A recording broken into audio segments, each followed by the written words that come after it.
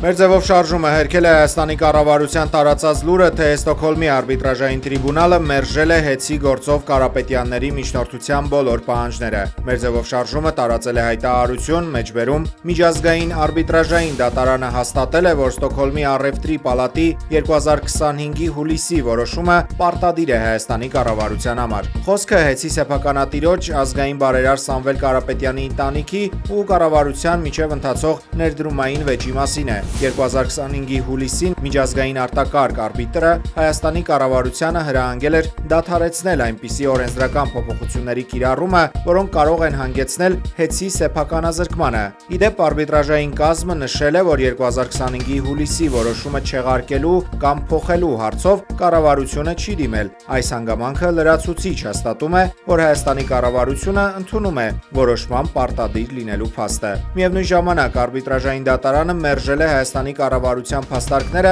ըստ որոնց հեծին վերաբերող վեճի նկատմամբ արտակարգ արբիտրաժի ընթացակարգի կիրառումը իրավաչափ չէ։ Չնայած արտակարգ արբիտրի որոշման ակնհայտ խախտումներին, ներառյալ 2025 թվականի նոյեմբերին հեծի լիցենզիայի դադարեցումը, արբիտրաժային կազմը որոշել է սկզբնական այս փուլում գնահատական չտալ այդ գործողություններին։ Միաժամանակ Հայաստանի կառավարության թույլ տված բոլոր խախտումները քննության կառնվեն ավելի ուշ հիմնական վեճի քննարկման շրջանակում և կգնահատվեն որպես Հայաստանի և Կիպրոսի միջև կնքված օտարերկրյա ներդրումների պաշտպանության մասին համաձայնագրի խախտումը ծանրացնող հանգամանքներ։ Մեջբերման ավարտը։